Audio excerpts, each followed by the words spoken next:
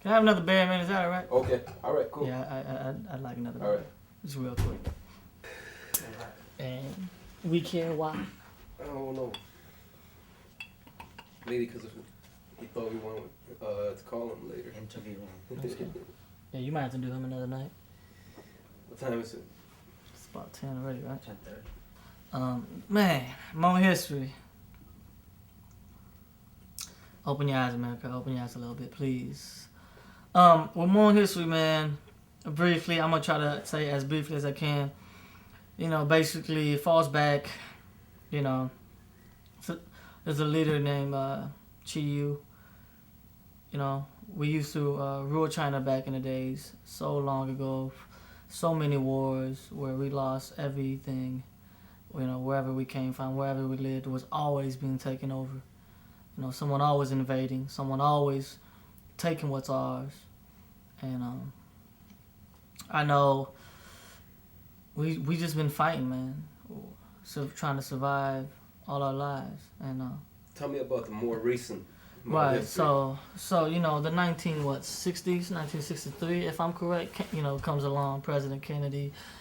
You know, everyone's trying to fight the Vietnam War. So you got, you know, whatever, World War II, and it's going on, and whoop, whoop, whoop, whoop.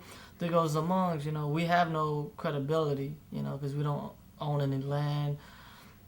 You know, they realize that we're the only hope, you know. So they kind of come in and, you know, hey, fight with us, man, fight with us. And we're like, well, we hope we don't got nothing left, you know. So we were, you know, there goes loud communists that, you know, invades us and, you know, trying to take over us, and we have no power over that. So we're overpowered by loud communists, and then comes the U.S.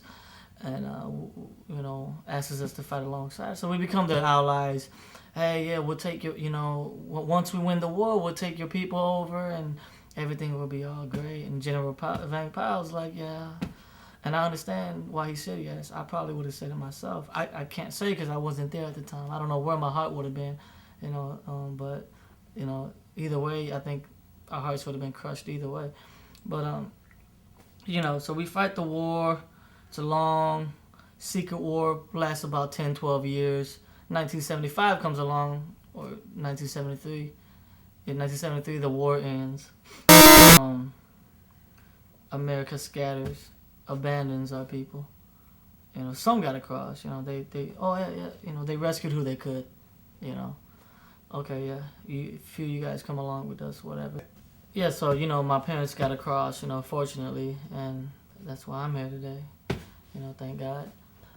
The less fortunate after the war, during 1975, when everything calmed down again and the wars were over, you know, you got the ones who crossed over to America. The ones who were less fortunate, you know, were put into, you know, refugee camps. You know, they had to cross the Mekong to survive. You know, there's a gap between Laos and Thailand, which is the Mekong River. So they would have to cross to get to the other side to just seek freedom, because Thailand didn't have the communist control. So we were able to live out there. You know what I mean? But we would, you know, it's just huts and land that we would have to live on, living in, you know, with Laos, the ones who didn't take the refugee camps, you know, the re-education camps, or didn't make it across to Thailand, were living in the jungles, were survivalists who would not fall under communist rule, but wanted to seek freedom on their own. You know, like I am myself a freedom fighter. You know, I'm not going to give in to any regulations that anybody gives me, but to the fact of what I feel is freedom in my heart. So these people were staying behind in the jungles trying to survive and, you know, would not fall under communist rule.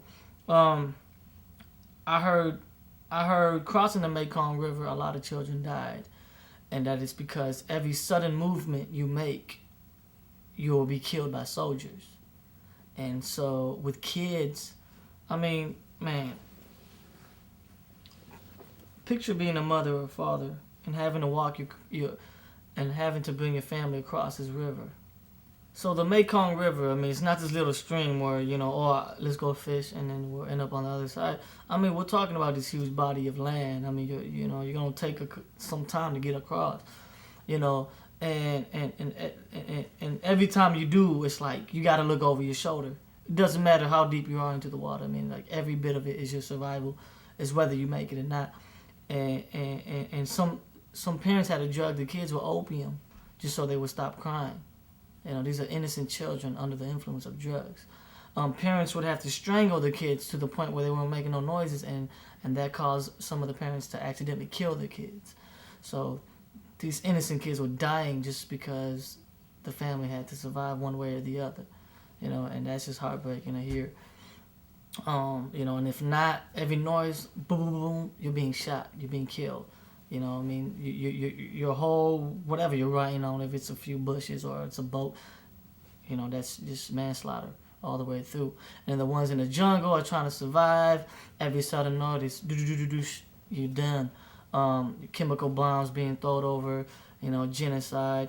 There's stories of, and that's how we pick all this up. There were stories that were sent across of genocide. I mean, I've seen live body parts being cut, you know, private parts being hung, you know, just by young, I mean, these are like 12, 10-year-olds, you know. There's a tape by the Fact Finding Commission, which is an organization here against that. You know, I mean, a lot of love to them. I stay up with them all the time, get newsletters from them. You know, so Fact Finding is an organization I really back up. And the Hmong desecration, grave desecrations, I don't know what the committee is called, but, you know, I've helped sign petitions for them just because these people are doing things that need to be revealed. You know, Time Magazine got a hold of our story. I think, yeah, but I don't think they ever pressed it. I don't know why. The New York Times finally got a hold of our story. So slowly it's unraveling, you know, and basically that's the story, man. You know, I never had a country, never had a flag. And you wonder why some of us become gangsters. It's because there's this identity crisis. We're lost. Gang members aren't horrible people. They're lost like us, everyday people like us. You know, and I think because I was fortunate to put myself in certain situations where I found my identity, it built this energy inside of me, and it built some ambition, and it built some passion about who I was. But for the ones who don't know, they're just lost out there, scattered, and their lives are a little more cluttered, and they're not going to stand as much. But once I found my energy, I just shot straight. And it's like, I know who I am now. Let's push the revolution. Now let's do what's good. America, you know, basically, I don't want to feel like I'm attacking you, but I'm obligated to say this, but, you know, there was a job that you were supposed to get done, and you didn't get it done. You know, we fought for you guys. It's funny because while being out here, I have to say this, man. I met a guy at the bar here in the hotel. It's a white man. He was an old war veteran. I was having a few shots with some of my buddies, and I don't know if he was a part of the production crew, but he was hanging out with them. But anyways, he was an old war veteran, and he looked at me. I kind of, you know, swayed into him, and he goes, hey, and he's, you know, he actually greeted me and was talking to me. I'm like, oh, who is this old guy, you know, gray and bearded? And I was like, okay. And he goes, I know about you guys, man. He goes, I used to fight a war. I used to fight with you guys. And he goes, yeah, you guys are soldiers, man. You guys are survivalists. He was shedding tears just because his war memories were coming back to him. And I'm just sitting there like, wow.